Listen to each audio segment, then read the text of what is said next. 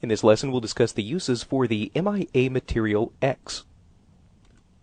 So the MIA material X is really just a variation of the MIA material. This is a version that was introduced in Maya 2008, and really as far as the overall functionality between the material X and the original material, there really is very little difference. There are just a few minor changes to be made to the MIA X, however. One of the changes is that this particular material has the ability to output multiple passes. So we can actually use a secondary buffer to actually write out separate images for the material's diffuse color. We can have a separate image for the reflection color, refraction, and so on and so forth, as opposed to just one main color pass.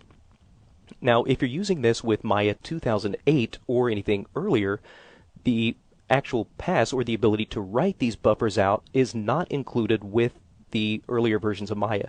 You would need to use some kind of a third-party plugin to actually write these buffers out.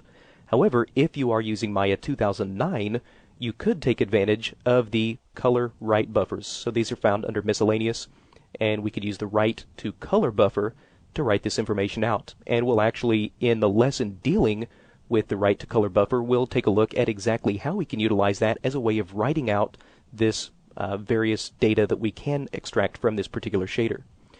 So really the only other difference between the MIA X and the original material is the ability to really connect bump maps in a very different way.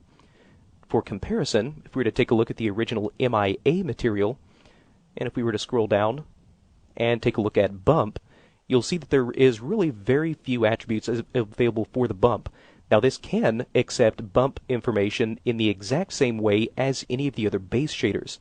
So if you want to exactly see how that works, you can refer to our lessons on dealing with the bump map or the bump map 2.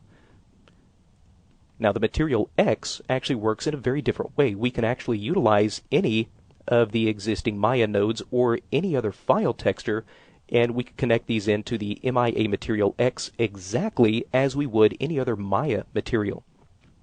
So to illustrate this, we could just take something like a cloth material.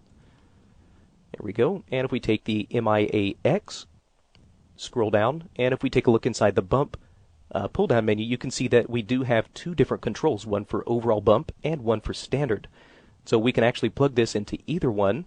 So we can just middle click, drag it into the overall bump, and you can see how this is applied exactly as any other Maya node. So the ability to use bump maps with the MIA material X is much, much easier than the kind of control that we had before. So again, if you want to see how we can use the MIA X material as a way to output multiple passes, you can refer to our lesson on using the write to color buffer, and we'll talk about that.